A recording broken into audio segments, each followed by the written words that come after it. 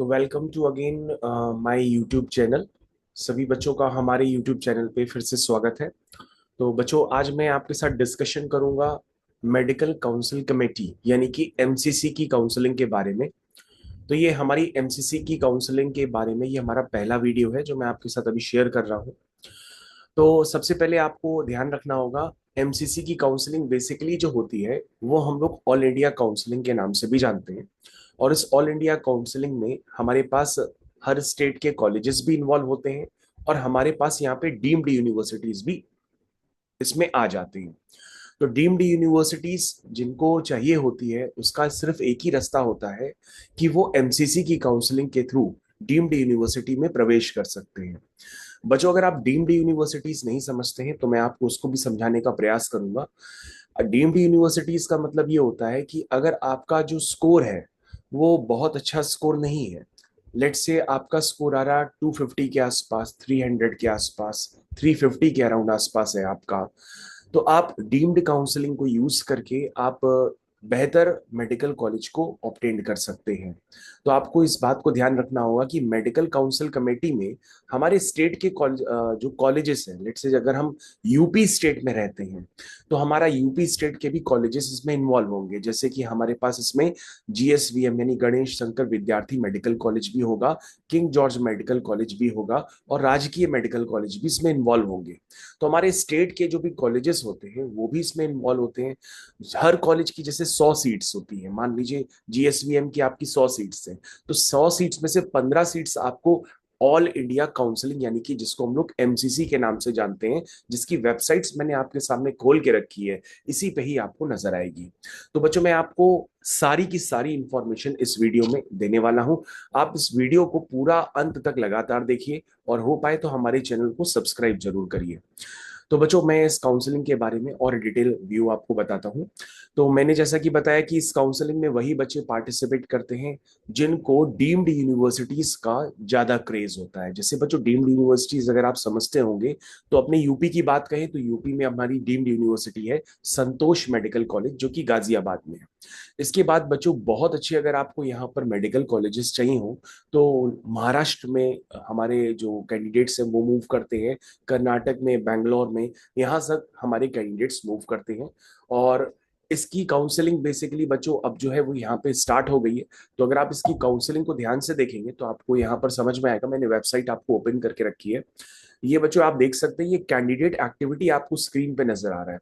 तो candidate activity पे यहाँ पे न्यू रजिस्ट्रेशन पे जैसे ही आपको क्लिक करेंगे तो न्यू रजिस्ट्रेशन आते ही आपके पास यहाँ पर वेबसाइट आपकी ओपन हो जाएगी।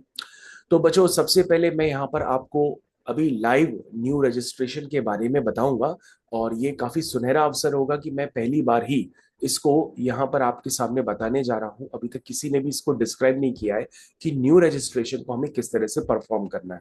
तो सबसे पहले बच्चों, आप न्यू रजिस्ट्रेशन पे यहाँ पर जाएंगे और न्यू रजिस्ट्रेशन पे जाने के बाद आप इसको क्लिक करेंगे। ध्यान से सुनते जाइएगा, मैं सारे स्टेप्स आपको स्टेप बाय स्टेप बताऊंगा। अभी बच्चों, न्यू रजिस्ट्रेशन क्लोज नहीं हुए हैं। आप चाहते हैं कि न्यू रजिस्ट्रेशन से पहले आप क्या करेंगे, इसमें अगर चॉइस फिलिंग करना चाहते हैं तो अभी चॉइस फिलिंग नहीं कर सकते हैं क्योंकि राउंड 1 की अभी चॉइस फिलिंग स्टार्ट नहीं हुई है। ध्यान से सुनिएगा, राउंड 1 की चॉइस फिलिंग अभी स्टार्ट नहीं है। काफी सारे कैंडिडेट्स का मैसेज आया है कि राउंड 1 की चॉइस फिलिंग अभी शो नहीं कर रही है, उनको ऐसा लगता है कि उसमें एरर है। तो बच्चों, राउंड 1 की चॉइस फिलिंग अभी नहीं स्टार्ट हुई है, अभी आपके न्यू कैंडिडेट रजिस्ट्रेशन ही चल रहे हैं। तो बच्चों ध्यान से देखिए, कई लोग इस एमसीसी की काउंसलिंग को करने के लिए यूज करते हैं अपना मोबाइल।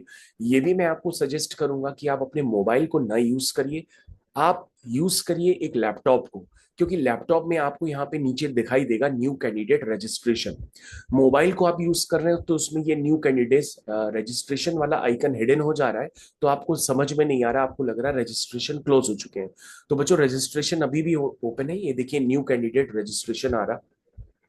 और बच्चों, ये कोई भी रजिस्ट्रेशन नहीं कर सकता है। यदि मान लीजिए आपका किसी के पास स्कोर कार्ड है तो वो रजिस्ट्रेशन इस पे नहीं कर सकता है, क्योंकि बच्चों रजिस्ट्रेशन जैसे ही आप करेंगे तो इस न्यू रजिस्ट्रेशन पे जैसे ही आप क्लिक करेंगे तो आपको कुछ नजर आएगा इस पे। तो मैं अभी इस न्यू रजिस्ट्रेशन पे जल्दी ही क्लिक करता हूँ। देखिए, मैंने बच्चों यहाँ पे क्लिक कर दिया है। तो रजिस्ट्रेशन, न्यू रजिस्ट्रेशन पे जैसे ही मैंने बच्चों क्लिक किया है तो आपके पास ये टीएनसी आ गई है। पासवर्ड किस तरह से आपको क्रिएट कराना है, ये क्रिएट करने के सारे लॉजिक्स आपके पास गिवन है। जिसे लेट से बच्चों मेरा नाम है पंकज, तो पंकज का पी कैपिटल रखिए, तो कैपिटल पी और बाकी सब स्मॉल कर दीजिए पंकज, और उसमें एक स्पेशल कैरेक्टर @ डॉलर, ये सारे आप यूज करते हैं, ज्यादातर लोग @ यूज करते हैं। तो पंकज @ जैसे 123, ये एक पासवर्ड का फॉर्म हो सकता है। हो सकता है आप अपनी डेट ऑफ बर्थ बना लें, है ना, लेकिन उसमें टाइप का स्पेशल कैरेक्टर जरूर होना चाहिए, और एक लेटर आपका कैपिटल होना चाहिए। अगर आप इस तरह से पासवर्ड नहीं क्रिएट करते हैं तो बार बार आपको ब्लिंक करेगा कि आपका पासवर्ड सही नहीं है। तो पासवर्ड का क्या स्पेसिफिकेशन है, ये पासवर्ड का स्पेसिफिकेशन भी मैंने आपको बता दिया है कि आप उसको किस तरह से क्रिएट करें। बाकी बच्चों मैं इसको नीचे ले जाता हूं। आप पासवर्ड चेंज करना चाहें लगातार तो आप चेंज भी कर सकते हैं, बार बार चेंज करने की वैसे जरूरत नहीं है। आप एक ही पासवर्ड रखिए, क्योंकि पासवर्ड को बार बार चेंज करने से कंफ्यूजन भी क्रिएट होता है। अब नीचे जाइए, यहाँ पे आई एग्री, तो आई एग्री पर मैंने इस पे टिक करूंगा। तो बच्चों जैसे ही मैं आई एग्री पे टिक करूंगा तो आपके पास इस तरह का पेज एक ओपन होकर के आएगा, और इस पेज पे बच्चों अगर आप ध्यान से देखेंगे तो आपको साफ साफ यहाँ पे लिखा हुआ है कि भाई, कि आपको यहाँ पे रजिस्ट्रेशन करने के लिए आपके नीट के स्कोर कार्ड की जरूरत है, तो लेकिन उसके साथ आपने जब अपना नीट यूजी 2024 का फॉर्म भरा था तो उसमें जो आपने अपना मोबाइल नंबर और मेल आईडी एंटर की थी, उसी मोबाइल नंबर और मेल आईडी को आपको दोबारा यूज करना पड़ेगा, उसी पे ही आपको ओटीपी वापस आएगा। तो सारे बच्चे इस बात को जरूर याद रखें कि आपका जो ओटीपी आएगा उसी से ही आपका रजिस्ट्रेशन कंप्लीट होगा। अगर कोई दूसरा व्यक्ति आपका रजिस्ट्रेशन करना चाहे तो वो नहीं कर सकता, यानी अगर कोई दूसरा व्यक्ति आपकी हेल्प के लिए आपसे स्कोर कार्ड मांग रहा है तो आप उसको बेहद शेयर कर सकते हैं, क्योंकि वो स्कोर कार्ड से आपका पोर्टल ओपन ही नहीं कर सकता है, ना ही वो देख सकता है। ठीक है, तो आप अपने दिमाग से वैसा कुछ हटा दीजिए कि अगर हम उसको स्कोर कार्ड दे देंगे तो वो कुछ उसमें छेड़खानी ना कर दे। ऐसा कुछ भी नहीं है, क्योंकि बच्चों जब तक उसके पास ओटीपी नहीं आएगा तब तक उस पोर्टल पे कुछ भी नहीं किया जा सकता है। तो सबसे पहले आप यहाँ पे देखिए, NEET UG roll number, NEET UG application number, candidate name, mobile name, date of birth. यहाँ बच्चों आपको सिक्योरिटी पिन डालना है, इसके बाद इसको सबमिट करना होगा, और सबमिट करने के बाद ही बच्चों यहाँ पर आपके पास एक ओटीपी आएगा आपके रजिस्टर्ड मोबाइल नंबर पे, और वो रजिस्टर्ड मोबाइल नंबर वही होगा जो आपने नीट यूजी 2024 में यूज किया होगा। या तो मोबाइल नंबर आप यूज कर सकते हैं, या आप अपनी मेल आईडी उस पासवर्ड के लिए यूज कर सकते हैं, उस ओटीपी के लिए आप यूज कर सकते हैं। तो बच्चों ये हो गया इसका ब्रीफ प्रोसेस कि आपको किस तरह से रजिस्ट्रेशन करना है। और बच्चों मैं आपको ये भी बताना चाहता हूं, अगर आप हमारे इस प्रोग्राम में या हमारे प्रोग्राम में पार्टिसिपेट करना चाहते हैं, आप चाहते हैं कि आपको अगर किसी भी तरह के रजिस्ट्रेशन में प्रॉब्लम आ रही है, सिक्योरिटी अमाउंट डिपॉजिट करने में प्रॉब्लम आ रही है, तो ऐसे केस में आप हमारे को फॉलो भी कर सकते हैं। हमारा बच्चों रजिस्ट्रेशन अमाउंट सिर्फ जो है सिर्फ 2500 रुपीज है। तो 2500 रुपीज का रजिस्ट्रेशन अमाउंट अगर आप देते हैं तो मैं आपको पूरी तरीके से यहाँ पर हेल्प करने के लिए बैठा हुआ हूँ। मैं आपको स्टेप वाइज बता दूंगा कि आपको उसमें पार्टिसिपेट कैसे करना है और क्या गलतियां नहीं करनी है।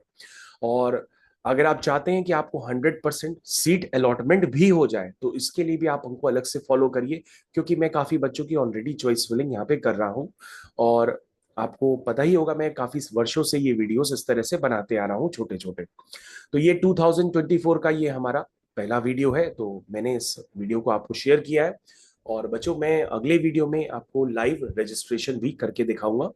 तो नेक्स्ट वीडियो अगर आप देखना चाहते हैं तो उसके लिए आपको नीचे आई का सेक्शन नजर आएगा, तो उसमें आप डिस्क्रिप्शन में जाकर के उस वीडियो को यूज करके लाइव रजिस्ट्रेशन भी देख सकते हैं।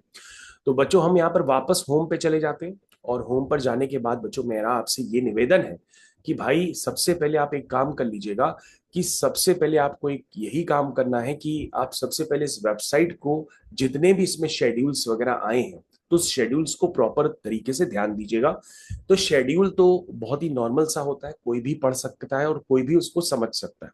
लेकिन बच्चों आप डिफरेंट डिफरेंट स्टेट से हैं, तो डिफरेंट डिफरेंट स्टेट से होने का मतलब आप यूपी से भी हो सकते हैं, राजस्थान से भी हो सकते हैं, बिहार से भी हो सकते हैं, छत्तीसगढ़ से भी हो सकते हैं, आप किसी भी स्टेट से, वेस्ट बंगाल से भी हो सकते हैं। तो जब आप चॉइस फिलिंग करें तो चॉइस फिलिंग में अपनी डीम्ड यूनिवर्सिटी को प्रायोरिटी दे अपने जहाँ पे आप रहते हैं। जैसे आप यूपी में रहते हैं तो संतोष को प्रायोरिटी दीजिए। आप महाराष्ट्र में रहते हैं तो महाराष्ट्र में रहने का मतलब ये है कि आप D Y Patil medical college को आप प्रेफर कर सकते हैं। आपको ध्यान देना होगा कि मेडिकल कॉलेज को लेने का मतलब ये है कि आप उन मेडिकल कॉलेजेस को लीजिए जिनके हॉस्पिटल्स काफी अच्छे हैं, जिनमें पेशेंट्स का आना जाना लगा रहता है, ताकि वहां पर आपकी जो प्रैक्टिस है वो बेहतर हो पाए। तो मेरे ख्याल से बच्चों ये आपका फर्स्ट वीडियो है जो मैंने अभी आपके साथ शेयर किया है। और जो भी बच्चे हमारा सहयोग चाहते हैं कि हम भी आपके साथ आपके रजिस्ट्रेशन में आपको इन्वॉल्व करें, आपको बेहतर गाइड करें, तो इसके लिए आप उनको फॉलो भी कर सकते हैं। मैं डिस्क्रिप्शन बॉक्स में अपना व्हाट्सएप नंबर शेयर कर रहा हूँ, उस पर आप मैसेज कर दीजिएगा, मैं आपसे कॉन्टैक्ट करता हूँ। ठीक है बच्चों, धन्यवाद। यहाँ पे मैं आपका बहुत बहुत धन्यवाद अदा करता हूँ। Thank you. मैं इस वीडियो को एंड करता हूँ।